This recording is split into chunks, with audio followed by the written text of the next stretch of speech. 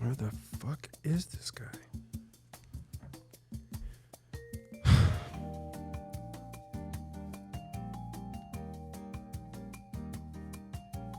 Should we call him? Yeah, I don't know. He's pretty late.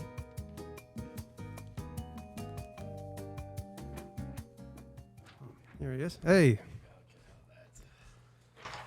Oof. LA traffic, huh?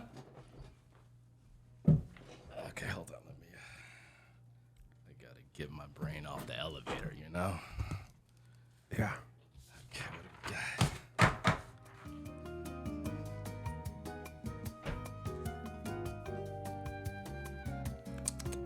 Okay. All right, I'm ready. Let's start the show. Please remain seated. You don't even have anything on here, bro. What is this? You just carry blank paper around? Yeah. Is this what a writer in Hollywood does? They just bring blank pages? Yeah, that's how we write. I still write, you know, everything. Every script I write is by hand. Really? Final draft too. Where's your pen? Or do you write in blood? I prick my finger, you know, and then I sign it at the bottom. Illuminati. Yeah, that's it. I'm the newest member. Welcome to the Illuminati. The British. What's up, Mark? What's up, man? How many podcasts do you think we've done together? If I had to count, I would say 4,636. No, that's not. Divided by 2. Yeah. Right? Yeah. Carry the 3, and then, you know, if you It's like 50? roughly. Yeah. Probably 50. Girl math, right? Yeah. Right. Well, girl math, you divide by 3. Guy math. Wait, no. Girl math, you times by 3. Guy sure, math, you divide by 3. Right. Is this true? I honestly had no idea what girl math was So until you you guys said something. I was upset. Girl math is basically like, if just from my understanding, because I live on TikTok, right? Unfortunately, it's if, like, you know, you want to go to the Beyonce concert or something and take it to like $2,000 and you have like $2,000.20 in your bank account, it makes sense. You know, it just like, You're yeah, that like 20 cents will live there. right. Like, I'm not gonna get overdrafted, so like that's the main thing. As long as there's still something in your account, then you'll be fine. I thought girl math was like hanging a picture on the wall and we're just like, arms, measure with your arms. That's what I do. You caught me doing that one time too. Remember, I was like trying to do something, I was like walk across the room like this, and then like, oh, it's not gonna fit. How do you know it's not gonna fit? It's not gonna fit. It's not the right. But you know, there's a new thing called girl hammer, which is basically if you're like hanging anything and you don't have a hammer, then you just I use a something shoe. hard. Yeah, I use my heaviest heel of a boot and I just. See? Oh, I was gonna say like heel. Like you have to have like, that little. Like, you know. Oh, I've used that too. Missing every single Just time. use everything but a hammer. You can also open a wine bottle. That's the great thing about the internet. Listen, TikTok women. or whatever thing, and women. Yeah, that's the great thing about communication right now is that we're learning all of these things. Yeah. Sometimes people take it too far. Did you know that you're supposed to use it this way? And it's not true. Or you see, like I saw recently a hammer when you turn it backwards and you put the nail, instead of holding the nail and then hitting your finger on accident when you hit it, you turn the hammer around, you put the nail backwards, and then you can hit the first one with the back and it puts it in where you want to. Interesting. Take it off and then boom, boom, boom, and it works. And I feel like hammers were designed that way because they haven't changed shapes in the past, 200 years. Yeah, so yeah. it's just us idiots as humans, like, oh, that's what the other side of the hammer is for. I blame the inventor. He didn't tell us. Who's the inventor of the I mean, hammer? I know. I feel like people back in like the 1800s were probably doing this. Yeah, you know what I yeah. mean? But there was no like record of it. So once we got to the early 90s, we didn't know how to use a fucking hammer. It was like, oh, like yeah, we're using this, we're like sideways, just hitting it. Yeah, Like, yeah. I don't know. some blunt object. We'll make it work. Wow. Is this what the podcast is going to be? Maybe. I have no idea. This is the Rodriguez project. Yeah. Anything goes here. Shit. He starts snorting cocaine. Right. This is Hollywood, right? He already walked in with his Deion Sanders impression, which was brilliant, by the way. What a great entrance. I think everyone needs an entrance on the show. I think you've just started the new fad of the Rodriguez project to start something. I like that. I mean, because First of all, this podcast is super dope. So I do want to thank you for Thanks, man. in inviting me here to this amazing situation that you have. So, I mean, in the illustrious words of Tekashi 6ix9ine, this is going to be your highest viewed podcast. Okay. Okay. Hey, listen. We'll take it. We'll take it. I think our highest viewed now are like you and I together on our previous podcast, probably like maybe 2. No. We views. got maybe hundreds of thousands. Really? Yeah, I think we have a couple podcasts just from like the AfterBuzz TV days that we sure, have the help of celebrities on our show Right, and right. whatnot. Not that you're not a celebrity. I'm definitely not. Yeah. Mark, was that your girl math? That was my. Yeah. Hundreds of thousands plus Yeah. 2. I mean, now I feel like, because, well, didn't they take stuff off for a while? Like I feel like when I at one point in time, a few years ago, I was trying to look at some old interviews, and for whatever reason, they weren't up. And then I went back maybe like within like the last year or so, and like They put them back up. all of them are up. Like wow. everything that even like wasn't supposed to go up is up. Was it just based on copyright restrictions or something? I have no idea. Interesting. I have no idea what's Somebody going on called over there. Kevin. Yeah. Kevin, Maria, their new babies, something. Oh, Yeah. oh, right. Yeah. Wait, we met on AfterBuzz? That's where we met. Yeah.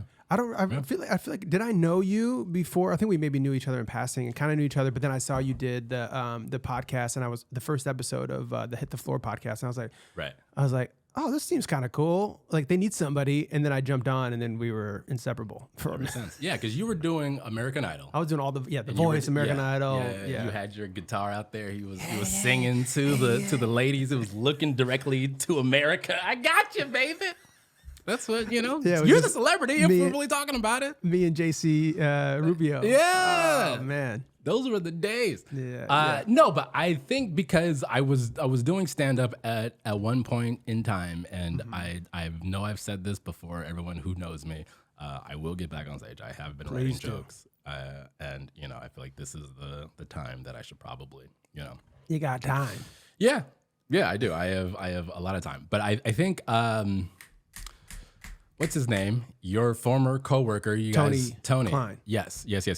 Who also has a podcast. Shout out to their podcast. Eric and Tony's show. Yeah, but I think I did his show or something, and then like that's kind of how we maybe. Yeah. I don't Yeah. know. It was Yeah. It doesn't matter, right? God.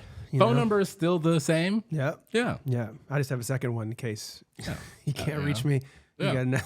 Which I don't even have that number. So like, how good of friends are we? We were great friends. Right. And then you moved back to Temecula Basically, because of your gambling addiction. Basically, yeah. No, Are you from I just Temecula? no. Well, it's not. It's not Temecula. I'm not going to say the actual city, but it is. It is. It does start with the T? I mean, it might. But I live not in Los Angeles, in a suburb, because that's what you do when you make a little money. You leave. Leave the city, right? There's no traffic, which is amazing. Except for on your way here. Except for on the way here, you have to deal with all the idiots and everything. But no, but I mean, yeah, I mean, like, yes, I do live further away, which kind of sucks, but it's also, it's like, Torrance. It's peace, really. Oh, Torrance is very suburban. It could be Torrance, Torrance. You want me to bleep that out? please. I am like, I'm just like, I don't want to say that I'm like a private person, but people, just because like I've gotten to the point now, like where my Instagram's private. Like the only thing that I really kind of like want to put out now is just kind of like TikTok stuff. And so it's just kind of, you know what I mean? So it's just kind of like, I don't know. It's, when you get like into suburban life a little bit, you're kind of like, I don't need all that. You like the sound cut out. Sure. Turn it off. Turn the Sure. sound off. You don't have the traffic. You don't hear the people, That's how I can tell when, like what time it is how many cars are passing. Because we live in closer to Melrose. So you hear like, Yeah. like, oh, it's like 4 a.m. Yeah. You're like, oh, it's getting, and then next thing you know, it's loud and you can't sleep. Honks and sirens and, and helicopters. Screaming. And yeah. Yeah. Like I enjoy like walking my dog and just like hearing birds, and it's amazing. Yeah. It's, like, and we used to live by I'm opening up with that. by the beach, and it was great. Like it was. Oh, you did. Yeah. Yeah. You were. Yeah. I mean, we can say it. I was in Marina del Rey, and it was amazing because Peaceful. oh my god, I love it just over there. boats. Like I would wake up and literally you just Boats and see, hoes. and it's that's basically what it was. But it was also like even when it's hot in LA, it wasn't hot over there. So it would be like 65, 70 kind of all day, which is actually very nice. Yeah. Wow. Yeah. Interesting. So Because you've had quite the journey, and since I've known you as well, and being on a hit show for so many years, that's something that not a lot of people get to experience. So that's one thing, and obviously you have the strike shirt on for SAG and WGA, everything that's still going on, and fighting. I see you out there on the front lines. Yeah. But I guess let's tap into that first, and then I want to get into the show you were on, Brooklyn Nine-Nine, and how you worked your way up there and started writing. So what are you seeing when you're on the front lines now with the strike? How are people feeling? What's the temp? Well, I remember going at, like, the first time I went out. I don't remember the actual day, but I feel like it was within the first 2 weeks of the strike, and we were at Disney. I went out with a couple So it was friends, like May or something. old coworkers. Yeah, it was like the beginning of May. I distinctly remember that it was raining, and it was like, this is crazy. I mean, it was still like, we had a good time with it, but we're like, we're in the rain, like walking through this. You know what I mean? And it's like, let's just figure something out so we don't have to keep doing this. And then fast forward, and it's like, okay, we're still not where we need to be. And then, and it's now it's getting hotter. And so, all through summer, we're out there, and shout out to everyone who donated, with the entertainment support fund, people who were sending out food trucks and, like sending out coffee trucks and ice cream. And, there's just so many people who have just been gracious. And, because look, everybody isn't making Jennifer Aniston type of money. Yeah. Like everybody doesn't make that in Hollywood. And I think like a lot of people don't realize that, they think, oh, you were on a show or you did this or you did that. And, like you got it made. Yeah. Right. But, and we've seen that it's like, what they say, like 80% of people in SAG are barely hitting the $26,000 a year just to have health insurance, which is crazy. You know what I mean? All right, let's take a quick little break from the show to talk about our amazing sponsor, XYKO. XYKO.co is their website, and XYKO.go is their social media platforms. But we're so stoked about this partnership. This is their first product. It's this minimalistic design for their wallet. I've had several of these, but this design has been the easiest, like a little lighter flick, boom, right back in your pocket. Minimalistic, modernized, and just everywhere I go, people ask me where the hell I got this from, and it's XYKO, XYKO.co. But what does that mean? The underlying desire to live your life, to make things happen, and that's exactly what we're about at Mastermynd. So we are so stoked to be working with them. So check them out, XYKO.co.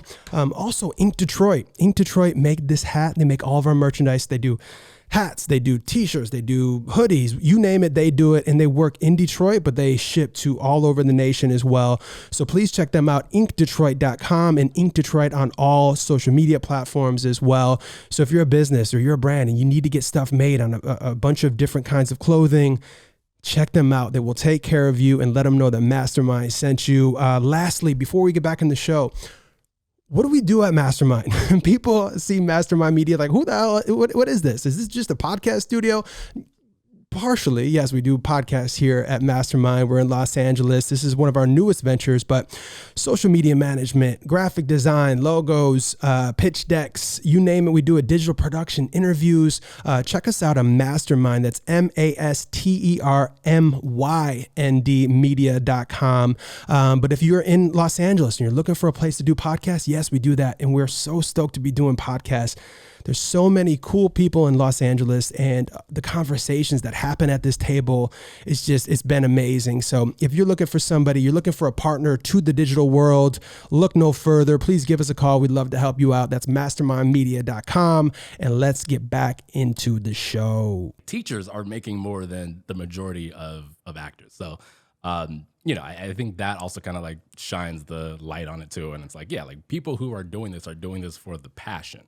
It's like, yes, the money is nice when it's there, but the money isn't there all the time for everybody. You know what I mean? That's why the structure, how it was structured before, was necessary. So it allowed people to put in the amount of effort and the amount of free writing and whatever to make their projects, and then eventually get the job. Right. And then once you get it, then you're good for a minute until you get the next job, seasons and all this these different things. So the structure was correct, but then you start introducing new things like the internet.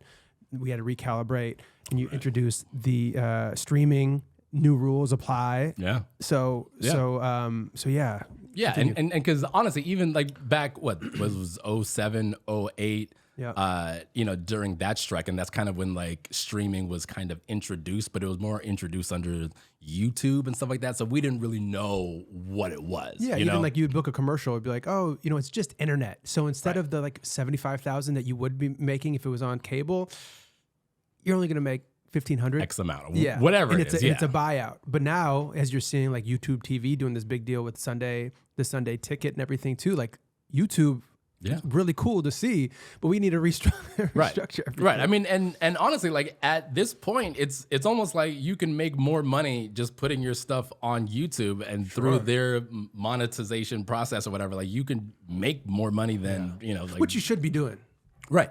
Yeah. Right. So but as well as the opportunity, you can't like only do that and then just get screwed over everywhere else you go. Right.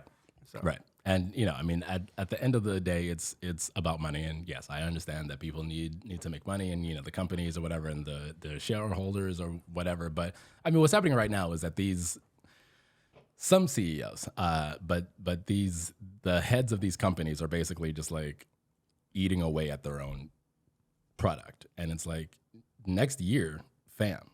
What's gonna happen? Like we can't live on reality TV. We saw what happened last time, and I don't want to call Americans dumb, but reality TV doesn't help.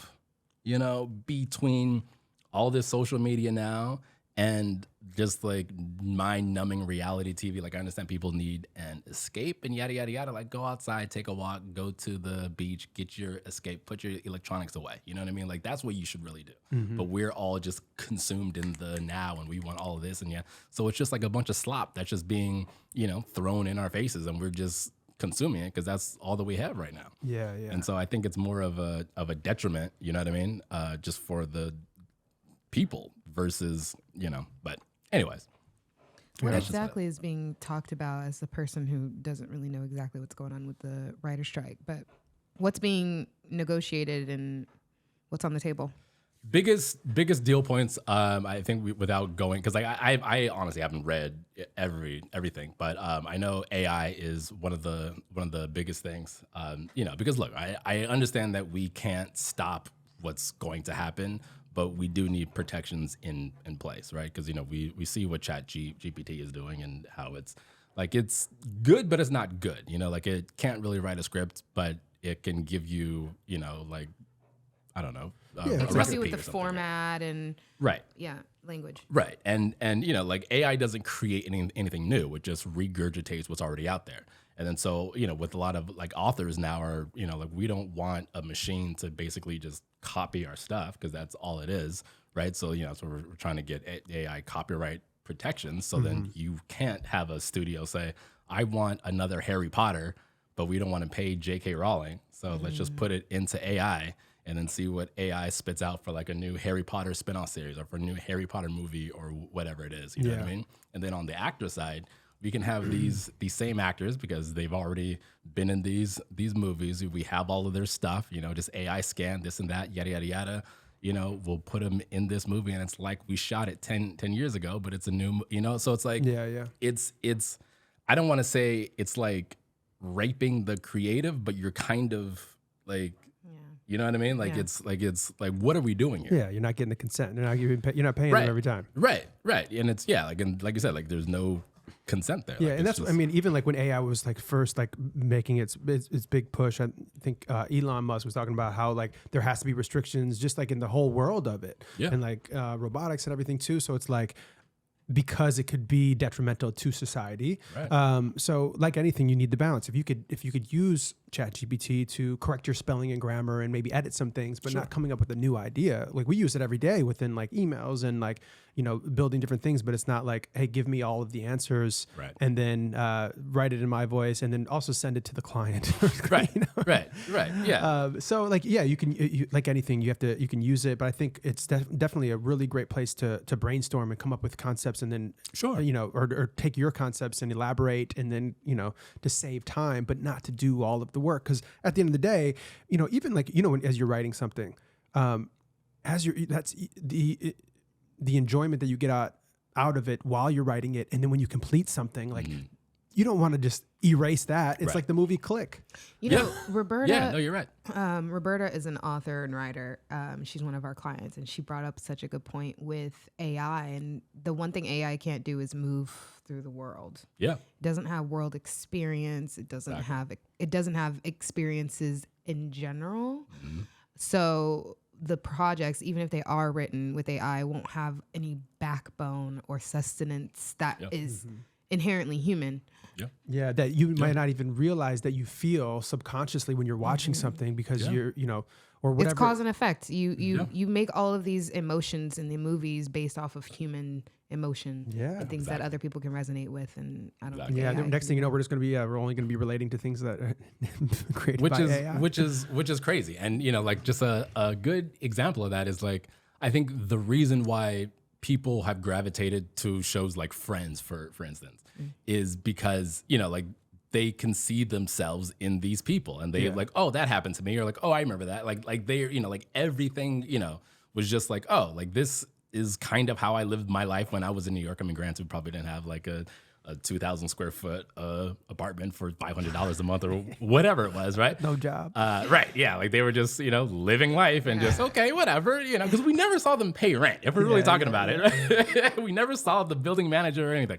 But, so people could really identify with those characters. Same thing with Living Single, same, like there's just like various shows that were created by people and, a team of writers who literally wrote down their experiences, and they were able to weave their personal experiences into the story. And that's the brilliant and beautiful thing about storytelling. And you just don't get that with a machine. Yeah. And I went to a school, it was last week, to talk to some kids. Right, I saw that. And I told them, I was like, we need more stories. And this school was in the inner city. So, I was like, look, we need more stories from people like us, from people that look like us, because there aren't that many stories, right? I'm like, yes, the door is open, but they're still not letting a lot of us through, if we're really being honest.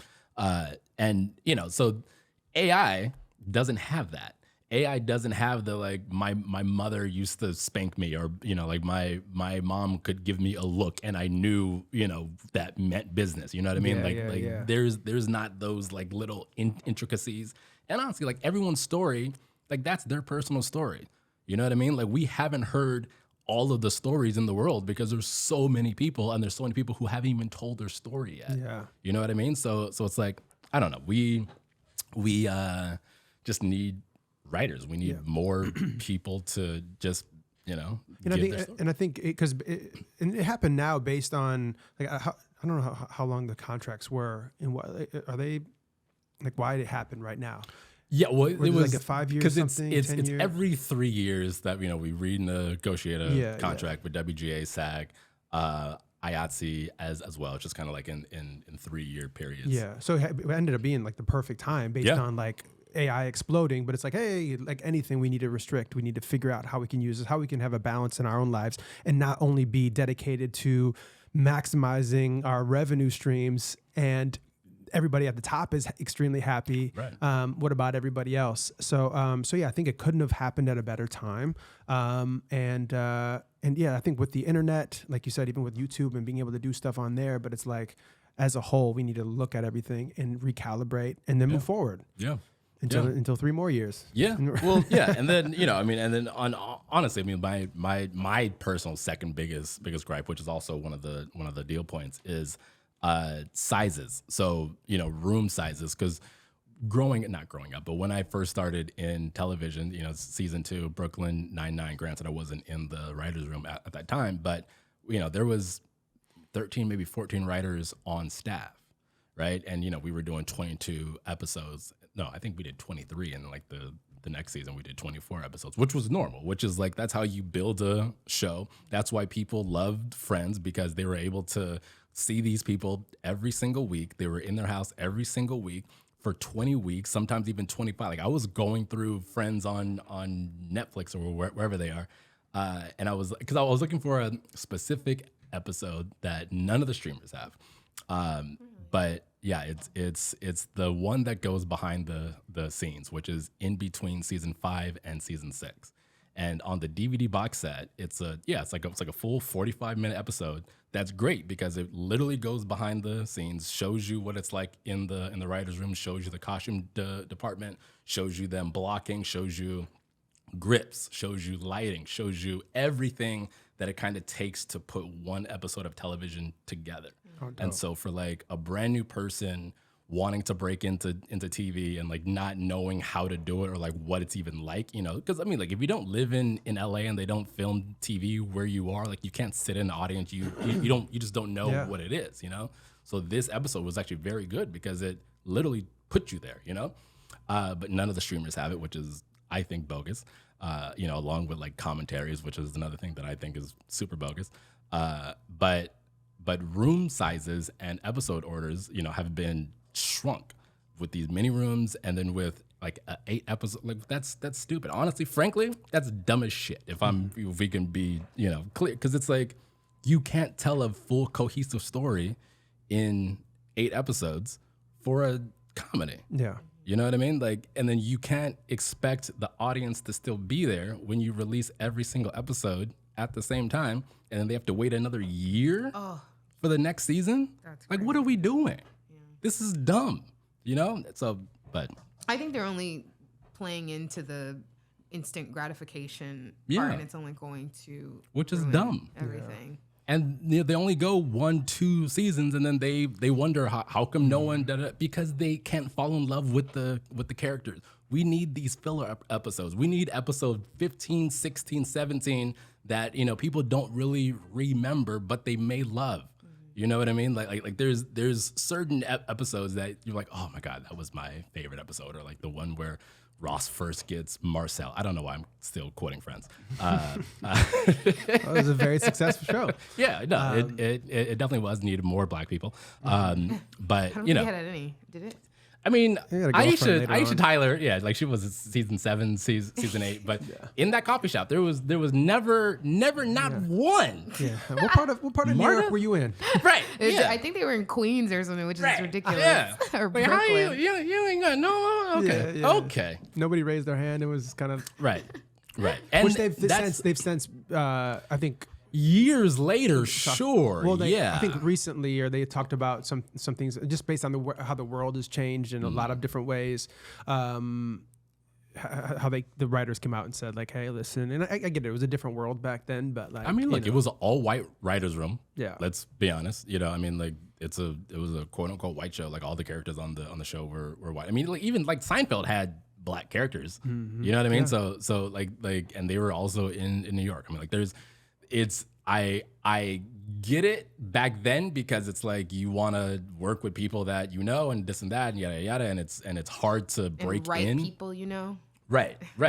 And it you know, it was harder to break in then, so it's just kind of like, you know, a lot of it may have been nepotism, a lot of it is, you know, we went to the same college, this and that, yada yada, and that's just kind of how these rooms were filled. Yeah. And so people like me weren't even, I don't want to say allowed, but we just weren't even right. Like it wasn't even an option for us. You know what I mean? So which is a little fucked up. yeah. Yeah. Yeah. So, you know, at least now, yes, I appreciate Marta Kaufman for saying that, you know, it was a blind spot, but also like you had 9 seasons, man. And she didn't think about it once. Right. One time. 20 episodes, 9 seasons. Come on. Yeah. So no, definitely very grateful for this massive overcorrection that we're doing. But like you said, it's still taking time, and yeah, you know, these are the necessary moments where you gotta sit back and make sure that everything is what it needs to be before we move forward. Versus everybody, so let's keep on going, go, and like you know, people putting $16 billion into content every year, and then like you said, doing just 8 episodes or what have you, and. But that's what you see even like shows like Euphoria. They were doing the weekly episodes, and that's one of the biggest shows in the last 5 years. But so yeah, but now you have to wait. 2 years, Well, yeah. An incredible amount of time just to get the new episode. I mean, Sam Levinson's crazy anyway. Yeah. So Do you like him? Do you like the show? Not Sam Levinson. The show I think is weird. Like I get it, but it's also weird. And then now also seeing that Sam basically stole a director's like vision. Really? Yeah, like it wasn't his original idea. There was a photographer who like, you know, because you know like how it's like shot, Yeah, like, it's and how brilliant. it's right. Yeah. So there was this photographer. I forget her name, but she was supposed to direct 1 or 2 episodes, season 1. You know, because like Sam was like, I don't know why he was on her Instagram, but you know, he came across and was like, oh my God, these images are amazing. Reached out, this and that. She was so excited. You know, they basically push her through the process, and then the studio was like, she's too young. We don't want her to direct. Sounds like, all right, whatever. So then she gets, you know, the boot, and then they still make Euphoria and just use all of her shit. Really? Just That's like Hollywood. Just her vision or her. Yeah. Wow. Yeah. It's man, that's fucked the up. tricky thing. It's fucked up. That's the tricky thing about the game. And like, you know, we've had experiences. I've always been one to create something unique, use the internet to gain leverage. And you know, one of the things in particular, we did the first ever late night show for kids. I had this idea for my nephew. I'm like, hey, let's do this thing. It's called The Good Night Show. We shot it for like 10,000 in Detroit. Yeah, made 4 episodes. And then strategically, what I was doing was putting the episodes out and then putting Facebook money into Facebook and Instagram ads and pushing it at Jimmy Fallon and the late night show. 4 months later, They stole it. I didn't say that. I'll say it. They stole that 4 shit. months later, That's why Jimmy Fallon comes why. out with the first ever late night show for kids called The Kids Tonight Show. Listen, I love you, Jimmy. Do but you? Come on. I mean, we also heard some stuff crazy about stuff. Jimmy Fallon. Yeah, you know, I don't want to say you know, I don't want to say too much, but you know, like I enjoy drinking too. But that's the thing about the internet. So instead, like the higher ups that maybe aren't, I'm not saying he's not creative, but somebody probably saw something, potentially, allegedly. Somebody brought it to the table for It's sure. just say, hey, look at this great idea. Right. See what they did here? Let's do our thing. And like, listen, a chair is a chair, and it doesn't mean you can't make a new chair, but you know. Yeah, no, I mean, I mean, is it still going? I don't think so. So maybe you bring it back.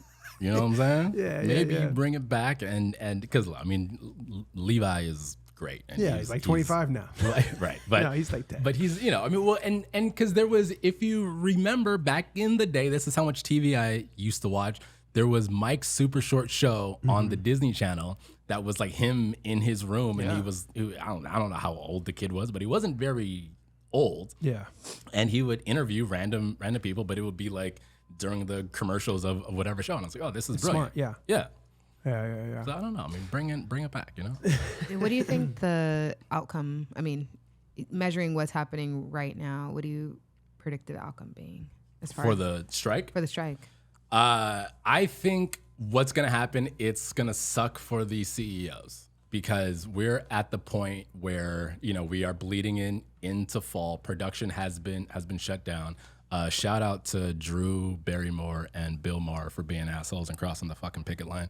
But we're going to, you know, like they're gonna have a come to Jesus moment, Which feels like soon because it's like you saw like the Rock's deal just got suspended and a bunch of other people that had these deals with the studios. I mean, but they're all rich. They're fine. But yeah, which the fact that like, hey, like They've got tequilas out. You know? Yeah, like But they're fine. Yeah. But I'm just saying, like, it's starting to heat up. Like those things that they were maybe holding on to for the first 6-8 months. Now it's like, okay, listen, we have to do this. We have to do this. At least you're seeing what's supposed to happen. What it looks like to me, honestly, is that they're just trying to free up more money because they have to.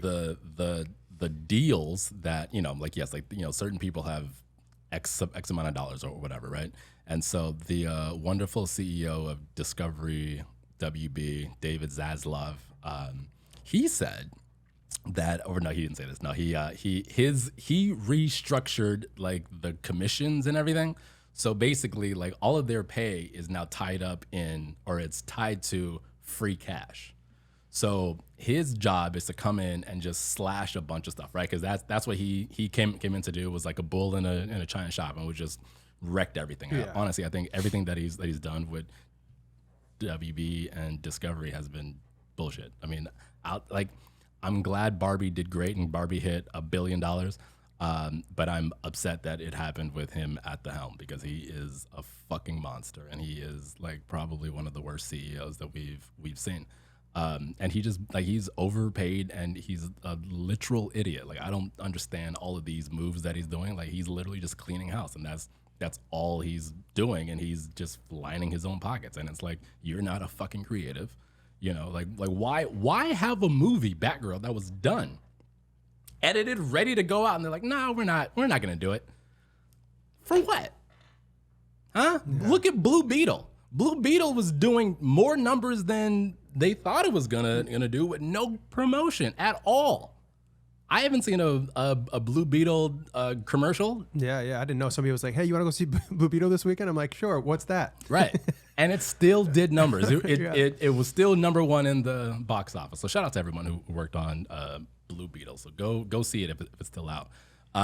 But yeah, so I mean, everything that he's personally doing, I think, is just dumb. But you know, again, look, people are greedy, and it's, you know, like the almighty dollar, and he's just trying to satisfy the shareholders, which basically, you know, you're lying to both sides, because you're saying to the artists, to the people who create your content, to the people who do the thing that you're in business, there's no money, but then you're telling the people who invested in your business, next quarter is going to be great. Yeah. Come on, dude. Like, and again, that's what I'm saying. So like, once this next quarter or whatever, we're going to have a come to Jesus moment. And it's like, the numbers aren't going to be, you can only fudge numbers for so long, and the math isn't going to be mathing. And then, so, you know, it's going to be girl mathing. Exactly. And that's the show. You should name this Girl Math. Girl Math. Girl Math and SAG-AFTRA.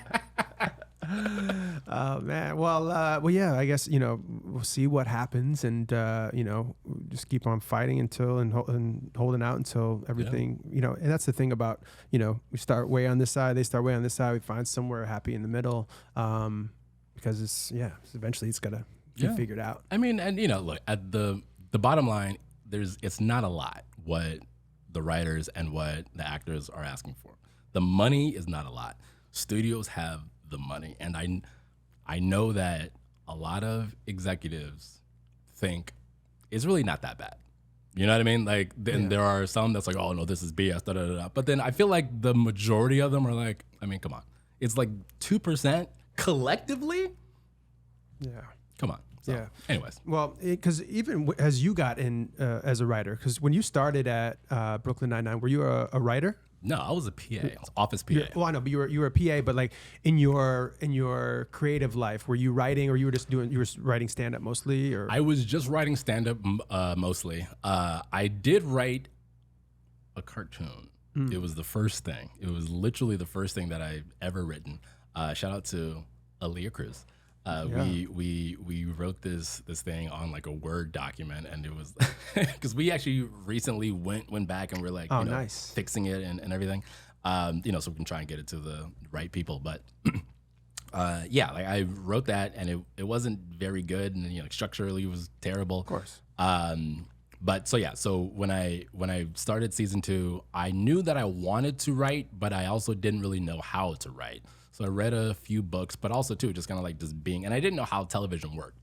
So I think being in the office and getting to see all the different departments and how everybody kind of works in tandem, and how it's really like a orchestra, really just kind of, you know, like everyone has their roles, and, you know, like the roles need to be played in a certain way, and, you know, like, and things need to be done at a certain amount of time. And there's, you know, like a kind of structure on how everything kind of works out.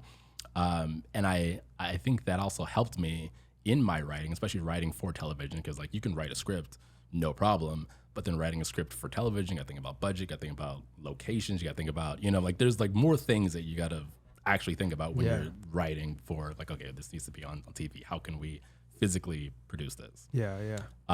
So yes, I was a writer, but I wasn't a writer, and so, you know, like being there was kind of like my college, and was like, oh, okay, this is how it works. No, that's awesome, and what a great show to be on to do that. Yeah. Because you were, you know, working your way up for a long time, and I think a lot of people maybe would have not been able to do that, but also just based on being around the amount of like creative people and people pushing forward for you, and yeah, it was really cool to see when you had your first episode, which was what year was that? Season 7, episode 12 is called Ransom. So if you want to go on Peacock and watch it, so I can make a couple cents.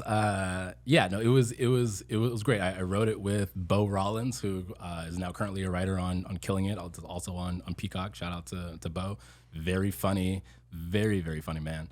And how does that come to? Like, so if you're working your way up and you started as a PA, you eventually were a writer's assistant. Yeah. So I was a PA season 2, season 3. And I basically just told everybody, like literally everybody who worked on the show, that I'm like, I want to write, I want to be a showrunner. So basically, like what Dan Gore was for our show, which basically it's his show and he's in every single meeting for the most part. He kind of has like his hand on what's going on set, and he kind of it's like the buck stops with you basically. Yeah. Like the director's director. Yeah. Well, everybody's director, I guess, at that time. Yeah. I mean, yeah, it's nice because, like season 2, I don't want to say it's like turnkey, but like they already did 22 episodes. So they were able to kind of figure everything out, and people have worked in TV prior to, like a lot of it wasn't their first show. You know what I mean? Yeah. So for a director, it's easy and it's nice to come into a show when they know what they're doing, and you could kind of come in and, do your part, do your vision. But for the most part, like there's like a overall arc on what the showrunner kind of wants the show to be. And you just work in tandem with the producers or whatever. So, so I, told everyone who wanted to listen, guys from Transpo, people in costumes, people who were in construction, building the set, literally everybody that I want to write. Speaking it into existence. Yeah, literally, yeah. Because there's a speaking it to existence, and Stuart K. Robinson, a good friend of mine, he's the CEO of BBR Talent Agency. He has this book about the rules of life, and like part of it is just telling people what you want to do. And actually, even the woman at the grocery store, hey, you're telling every single person, because you never know who might say, well, okay, well, yeah. So, and that's like, proof that works. Literally, yeah. And so that was a conscious decision? Were you like, is that just you and your personality? Well, no, it was you basically, talk a lot. And I get that from my mom, because she talks a lot. She talks to everybody, right? Like every time. I mean, she's just a friendly person, right? And so, like if you're going to have a conversation, like she'll have a conversation with you. And so I think that's kind of where I became a conversationalist, right? And so it's not that I like to talk, but if I got something to say. Sure. But then I also listen too, because like there's a lot of times like, well, I will sit in a room and not say anything and just absorb everything. Yeah. Well, that's the thing, because for me, like say we're at a networking event, sometimes for me, depending on who I'm with, I can go talk to anybody. Sure. But sometimes I'm the guy in the corner and like, I don't want to bug anybody. And like, Right. There's that little thing. So do you feel like there was like a hurdle you had to jump over to maybe sometimes open up, or you feel like you're pretty fluent and can speak to anybody? I think there's always a hurdle. I mean, even now, like there are still some times where I'm kind of like, I don't know if I want to, because I mean, honestly, I don't say that I hate small talk, but I kind of hate small talk. Yeah. Like, and in LA, like that's kind of like everything, everybody, oh, so like, where are you from? What do you do? Da, da, da, da. And like, I get it, but then also it's like, look, that's his whole interview. Calm down. Yeah. Let's talk about fucking hammers. Right. You know how to use a hammer? Yeah. If you actually turn the hammer around, you can, but no, but like, and everybody let me not say that. Everybody in Hollywood is trying to, like it's all like, how can you help me type of thing. And, I distinctly remember when I would tell people like I'm from LA, people would say like, oh my goodness, like I've never met anyone from LA. Yeah. And I'm thinking, everyone that I know, because being born and raised in LA is from LA. Yeah. So I'm like, who are you talking to where like you haven't met? Like 9 times out of 10, the cashier at the Ralph's that you go to at the Bristol Farms, whatever, is probably a LA native. There's plenty of us that are out here, but you're just not talking to everybody. You're just talking to the people who you think can help you or whatever it is. So that's, like kind of like one thing why I don't know. Like it's just like I get it, but it's also like it is like a little icky. So sometimes, if I like someone's work or whatever, like I'll walk up to whoever and I'll say, hey, how are you? Yada, yada, yada. Appreciated whatever project you did or what, when we were at what was it? That's closed now. The Parlor. Yep. That random time in Michael B. Jordan, prior to him blowing up, Michael B. Jordan was there, and then you're like, yo, that's yeah. Michael B. And I was like, I have to say something to him, right? Was that at one of my shows, or was that was that we were just there? I forgot. I think I don't know. I don't know because we used to go all the time. Yeah. But he was there, and I remember because I had just seen Fruitvale Station. Like it had been out, but I had just seen it, and it definitely moved me. And so just seeing him, I was like, I just got to tell him. You know what I mean? I was like, bam, like this was insane. And real artists will respect that and mean something to them. Yeah. Because when you're doing it for those reasons versus, Yeah. he's like, thank you so much. That wasn't me. That was my AI doppelganger. Right. That's my deep fake. Sorry. Yeah.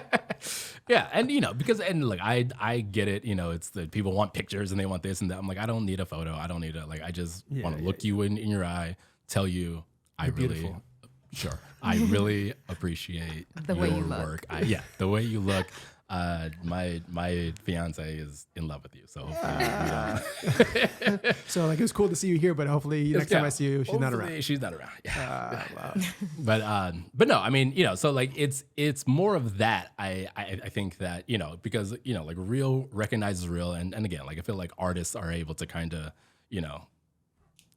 appreciate. I don't know why I did that. I don't know why I did that.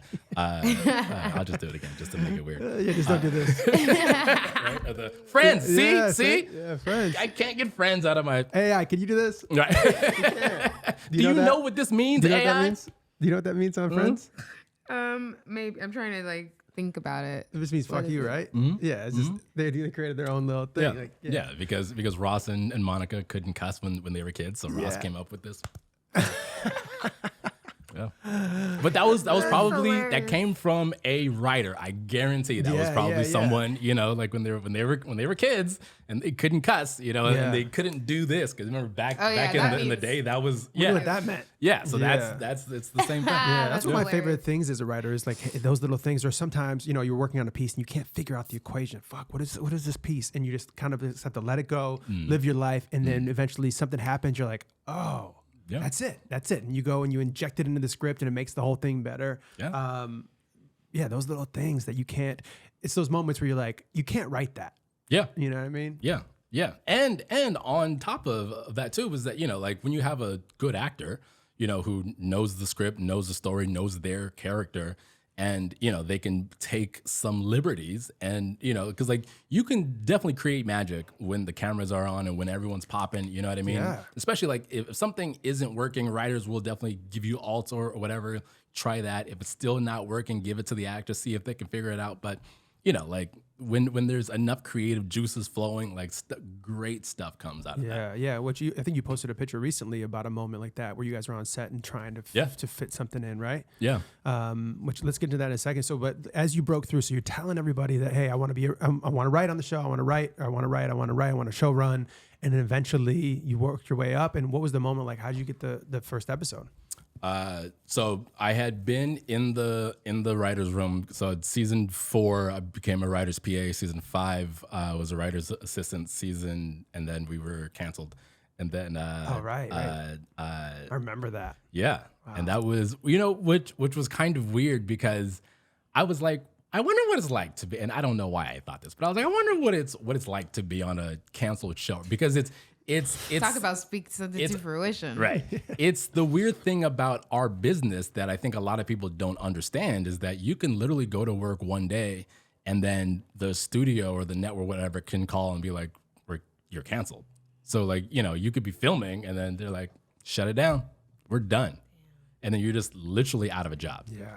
And it's like, most people don't have that, and then so like that on top of knowing, okay, you're only working for 9 months and then you got to find another job. Hopefully the show gets picked up all over again. But if it doesn't, guess what? You got to find another job. Like most people, again, work 12 months out of the year. Creatives, unfortunately, we don't. Like there's no such thing as job security on our side of the business. But if you're like a CEO, then you can make $200 million and not do anything. And, you can buy a fucking yacht and be yachting off the coast of France right now when you should be at the fucking table negotiating. But that's neither here nor there. That's neither here nor there. It's very specific. I mean, well, like that was definitely one of the things that they said. It was like, we'll keep this thing going, or until they lose their houses. Yeah. Which Yeah. is so fucked up. and they're looking at yachts and stuff like that, which was insane. The month of July, the 30%, I want to say, of the yachts that were rented out, the statistic could be lower. But I don't want to say CEOs, but like we're network executives who were just like, we're just going to go on vacation. You're on strike. So we're just going to go on vacation. We're still getting paid. I don't give a fuck. Yeah, that's the interesting thing. You see the people that did have money are using this opportunity as a time to go and disconnect. Yeah. Which, I mean, look, I get it. Italy's great. Italy is fucking amazing. I get it. And if you're like, okay, well, I don't have to work, or like there's no work in the next whatever, let's extend the vacation. Let's, I have investments. We'll be fine. The house is paid off, whatever. You know what I mean? Like it's a completely different level versus the people who are making your stuff, who are scraping by, who are struggling, who are still trying to get health insurance. You know what I mean? And it's like, who are out here in the sun day after day, saying, look, just give us a fair wage. Just give us, the fair payment. Yeah. Which you received a fair payment on your episode of. I did. Yes. And watch it again on Peacock season 7, episode 12. It's called Ransom. We had a great time. But when did it click? When did it so you were working your way up, and then how do you get an episode in TV? You have to ask. Everybody. Really? Well, sure. No. I mean, typically kind of how it works, when you have like 22 episodes, if there's, like say like 12 or 13 writers or whatever, everyone at least gets one, and then you'll like double up and you'll like split. Some people get two, depending on what your level is, depending on what your agent worked out deal wise, but there was usually 1 to 2 scripts that were kind of open, right? And so I believe it's the way that the WGA kind of like built it in, but there's basically it's a freelance script, and so the showrunner can use their discretion, and they can give the script to the assistants, and so that's what happened. And so luckily people liked it, and they didn't change a whole lot. So we asked, and Dan said yes. And so we went off and we wrote, I think, did we break it up in acts or something? But like, Bo may have written like act 1 and 2, and I think I wrote act 3 and 4, or I forget how we split it up. But so we took a week to write it, and then we come back into the room and all the writers read it, and they take out a red pen, basically. It's like you're in school, right? And they're like, oh, this is funny. No, we could maybe change this. I'll kind of like this, and then we basically rewrite the entire thing. And then we do a table read, and then we rewrite it again, depending on notes. And then, go out and shoot it. Yeah. What did it feel like the first time seeing like Andy Samberg read your script in a table read? It definitely was a moment where I was like, wow, because like I've been to table reads, which is nice, which was one of the nice things that like our producers allowed, which was like basically everyone who worked on the show was allowed to go to the table read, because we would do it during lunch. And so like if you didn't have extra work to do, or if you like like a lot of the people who were working on set, they had like things that they needed to do, so they weren't able to go to the to the table read, but we were there, from PAs, and so like that was kind of like the cool thing. I was like, okay, we get to see the cast and this and that, and and the cast is getting it cold, right? So this is really definitely like a testament to how great these actors were, because like this is the first time that they're reading it. Yeah, such a great skill, man, to see that. Yeah, it's tough. Yeah. That's tough to develop or to just have. Yeah, but it's cool to see. Yeah, and one, that's how these actors are top notch pros. And then 2, they also know their character that well, because you'll see Joe, who played Charles, just kind of slip right into it. I mean, Terry, I feel like was playing himself a lot, right? Yeah. So, and plus you're writing for these characters, so there's like you meet him in the middle somewhere, right? And Andy knows how to turn it on, and it's magic, really. But sitting there and just kind of like looking around, it's just kind of like having this like moment. There was 2 moments. There was 2 like, oh my God moments. That was one of them where I was like, oh my God, like like I wrote that joke, and then you know, and then like hearing the room laugh, and then like hearing some of the studio people laugh, I'm like, okay, this is kind of funny. Oh, Yeah. A lot of thumbs ups. Yeah, right. You know, and you know, because like the cast, everyone from Andy to Melissa to Stephanie to Dirk and Joel, who I adore, Andre Brower, you know, literally one of the best humans. You know, like they knew us, you know, and so like they were excited for us too. They were like, oh my God, like this is so cool. Like you get to, you know, like, and so because like they watched us grow up, you know what I mean? And so like the fact that we were like writing stuff now, they're like, oh yeah, this is amazing. Man, that's really dope. Because anybody in the game has had some point where they broke through, or got to say like, oh shit, maybe I'm pretty good at this. Yeah. And for them to see you guys grow up and then have that episode, what an amazing moment, especially after years of being on the show already. Yeah. Damn. Yeah, no, and because I brought my mom to set, and you know, so she met a couple people. She's talking to everybody. That's what she does. Basically, yeah. And then, you know, because she was like, I want to meet Terry. I was like, okay, we'll figure out, because he was working that day. I was like, we'll figure it out. Yeah. And so, you know, I think it was like right before we broke for lunch or something. But you know, we had a little moment, and Terry was like, yeah, man, like I, you know, remember when he started on the show. I mean, granted, you know, and because this is Hollywood, there's only a few black people who worked on the show. Probably about like 5, you know, Terry and Andre were 2 out of the 5, and I was 3, and we had like 2 more. So, you know, like you know, like who's on the show, and like you know. So he was definitely like, yeah, like I've watched him, and I'm like, this is great, this is amazing, and it's, you know, so great to meet you, and you did a great job. And you know, it's like just like watching like my mom like just talk to Terry Crews. I was like, oh, this is kind of cool. Wow. But the first moment, I will say that I was like, oh, this is like, we're in TV right now. I shout out to Prentice Penny. Every single interview, everything I do, I don't want to say I owe it to Prentice, but Prentice was definitely my North Star. He was the guy who got me into television. So like and for those who don't know who he is, he showrunner of Insecure, which is probably the most recent. He had his own show for like a wine type of show. He wrote a movie. I can't go through his entire thing, but it was Scrubs, Cougar Town, I believe, Happy Endings, Girlfriends, you know, just like hits, right? Yeah. So he was definitely a driving force, and you know, so I totally lost my. This was another moment. Oh, yes. So I was on set with him and Matt O'Brien, who was also another brilliant writer. Matt, I think, moved over to Conan.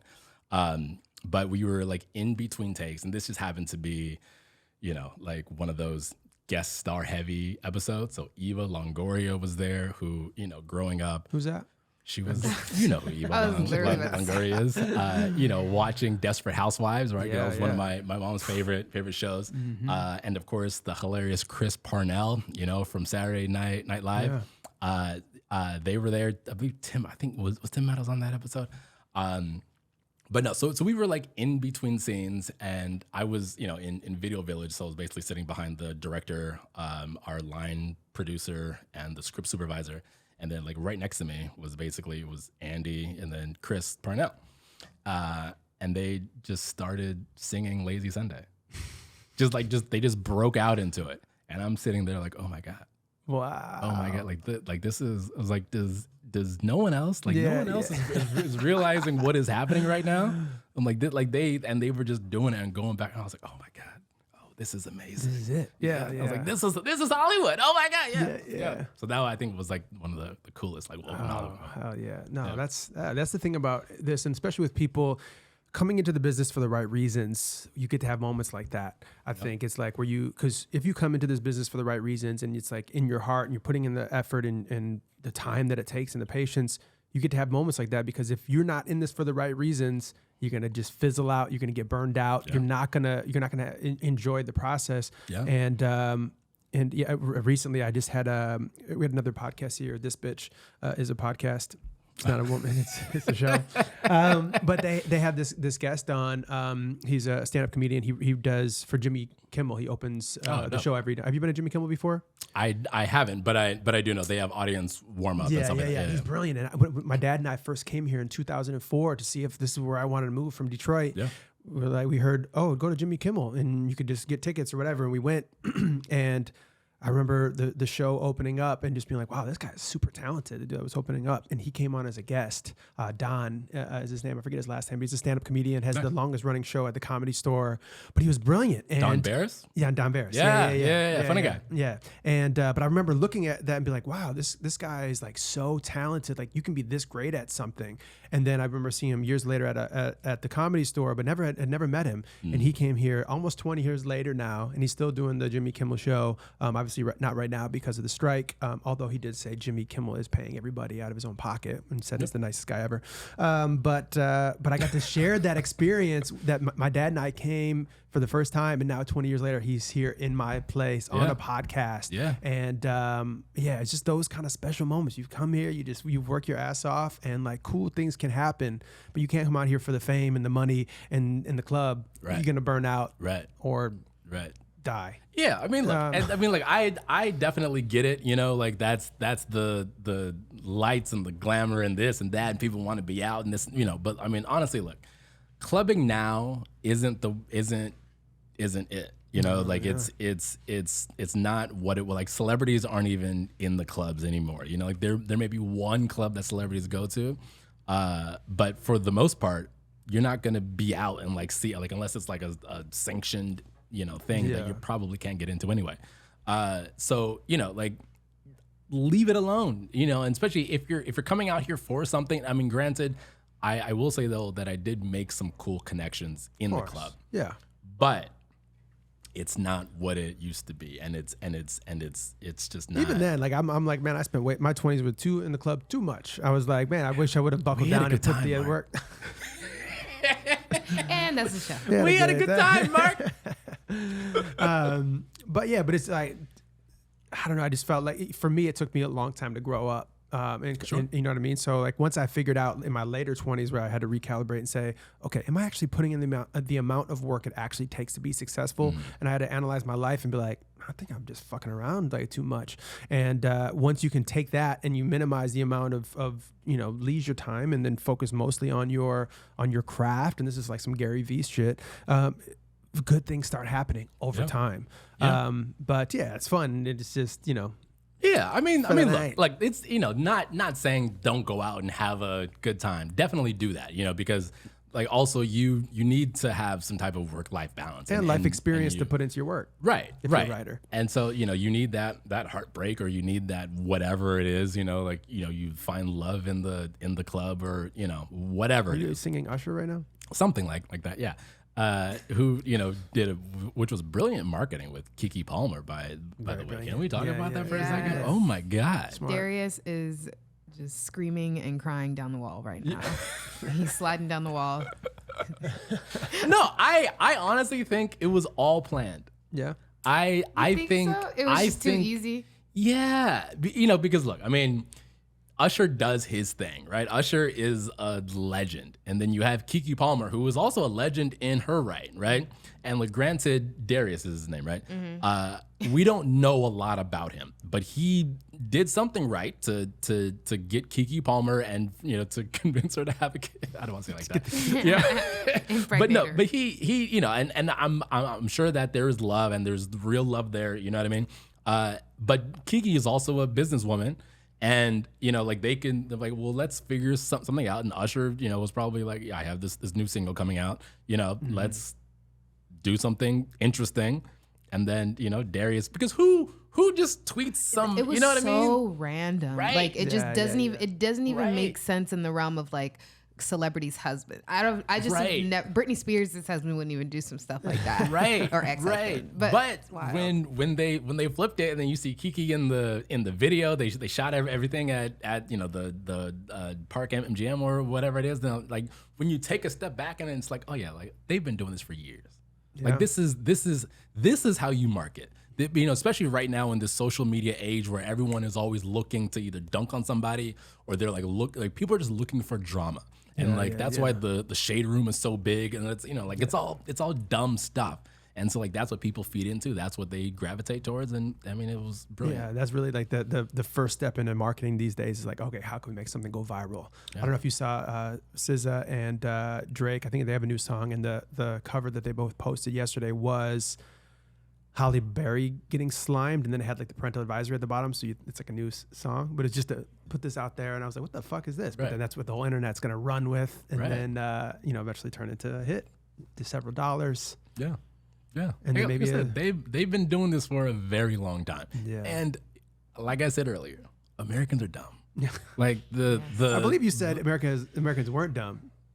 You weren't going to say that they're dumb, but now you're going to say that they are. the vast majority of regular non-creative people, I think, who are just going through life and just kind of living life and just kind of taking things as they come, like, because like there is a certain section of people who read books, right? And who like, better themselves. And there's another section of people who don't, who just watch movies, television, and are on their phones, whatever, watching YouTube, TikTok, whatever. Most people who, like can like take a step back and kind of say like, okay, like see the full scope of it or see both sides of it. But a lot of times we're just, like, so it's, Yeah. Again, dumb maybe too harsh, but there were a lot of kids who should have been left behind. So, now to put a disclaimer, the Rodriguez Project is not It's not in any affiliate to leave children behind. These are all not our Nick opinions? Perdue's views. Opinions? You can quote me. You can put it to the bank. I'll stand 10 toes down. We should have left some kids behind. I'm gonna say it.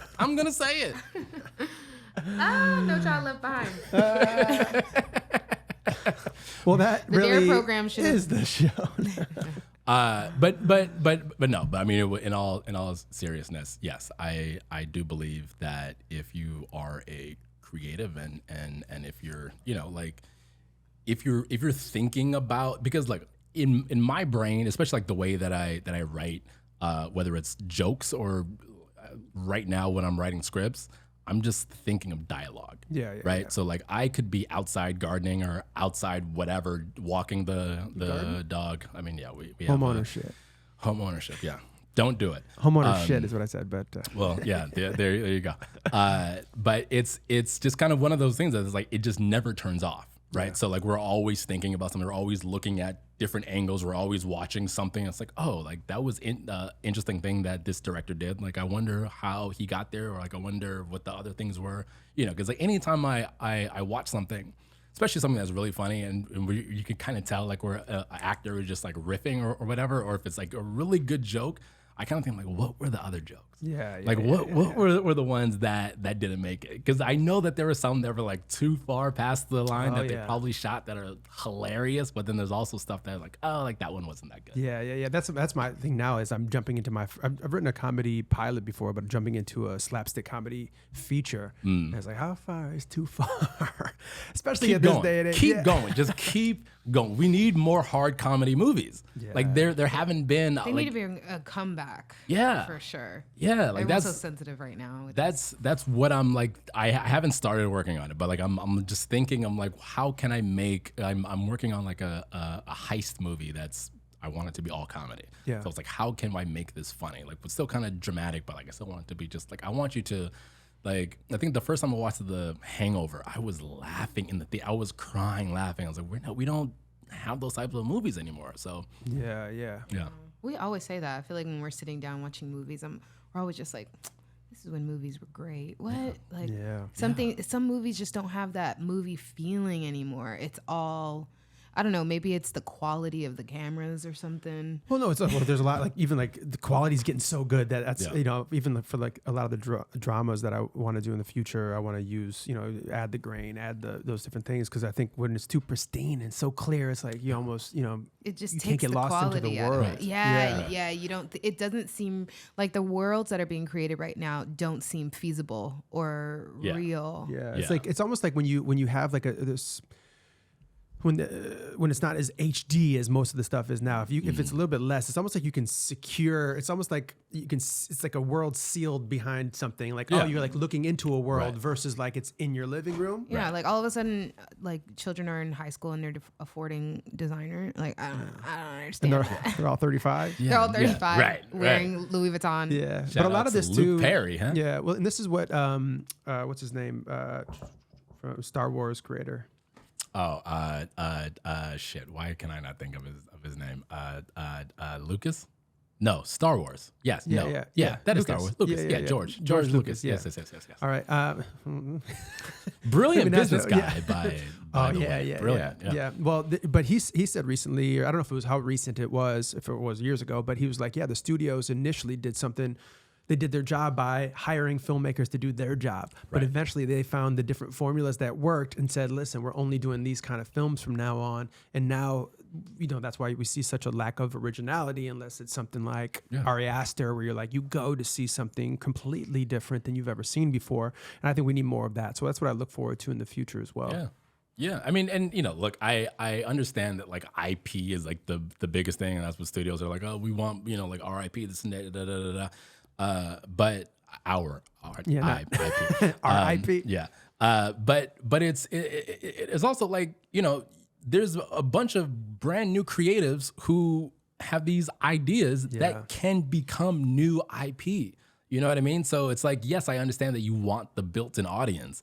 But where are the days where we used to break brand new stars? Yeah. You know what I mean? Like some of these great old movies, I'm trying to think, like there's something about Mary, I think was probably like Cameron Diaz's like launch point. You know, like there's like, we don't have stuff like that anymore. Like we want stuff that we can break these new actors, cause like, yes, there's TikTok and this and that, yada, yada.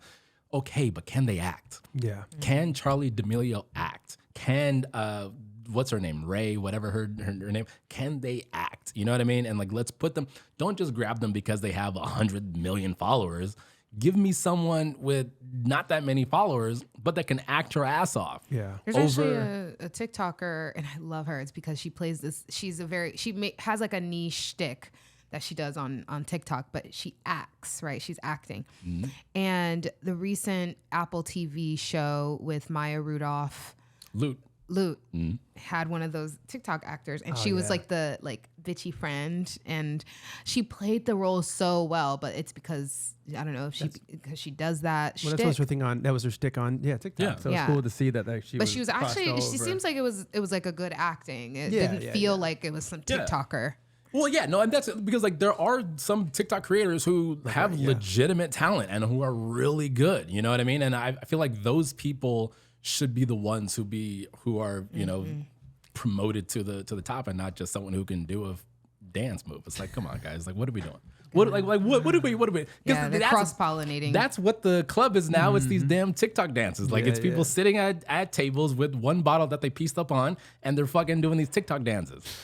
Stop with this bullshit. Wait, you been at the club recently and saw that? No, it's all online. It's all on videos. Okay. That's the other thing is that they're filming everything. You can't do nothing anymore because everyone has a goddamn camera.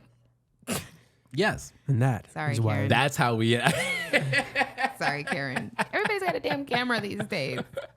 Yeah, live in the moment. Live in the moment. Live in the moment. Live in Temecula. Live in Temecula. There was this video with at the Beyonce concert, when like Justin and they were all in LA, and there's like this, and again, like I get it, there's celebrities or whatever, but he's just watching the show. Like everyone has their cameras out trying to film or whatever, and he's just like in the moment watching the show. And then granted, there's people filming him watch Beyonce's on stage. Like, what are you doing? Mm-hmm. You know what I mean? It's like focus. Like follow his lead and enjoy the fucking moment. So put your phone down is all I gotta say. Except for if you want to watch this podcast and subscribe, grab your phone and hit subscribe. Yeah. If you guys want more Nick Perdue, blow up the comment section. Let us know. Yeah, because I'll be here talking shit. Yeah. We got to do more of these often, man. We used to have a blast doing these once a week, twice a week. Shit talk with Nick Perdue. Nick Perdue Daily. There you go. Well, tell everybody where they can find you on TikTok because you're not going to allow them to follow you on Instagram. Yeah, no, I mean, right now, I guess it's just TikTok and Twitter. I'm still gonna call it Twitter. I'm always gonna call it Twitter. But it's at the Nick Perdue. It's spelled Perdue, not like the college. So I was thinking the college. most people do. Yeah. Most people do, but it is French. Most people Purdue. So it's there you go. See, great. that's why Mark is a goddamn professional. There Look he at is. you. Ding. Grew up and everything. No, we're getting there. Need more time. Need a little more time. Awesome, man. Well, yeah, so great catching up. Let's do more of these often. You'll be our new, you'll be our resident Let's SAG after a WGA strike. Sure. Anytime we need, you're our informant. It's rough out here, Mark. I'm on the front line. They're fucking throwing water at us. I don't know what's going on. Yeah, it's true. They did cut the trees above us. It's fucking hot. That was insane. So that petty. was insane. Somebody made that decision. Who made that decision? I don't know who made it, but it was some CEO somewhere, some exec in Somewhere in a Italy. C-suite somewhere on their Cut yacht. the trees. It'll be funny. How hot is it? Yeah, that's 92. It'll be 10. It'll be fine. 110 in a second.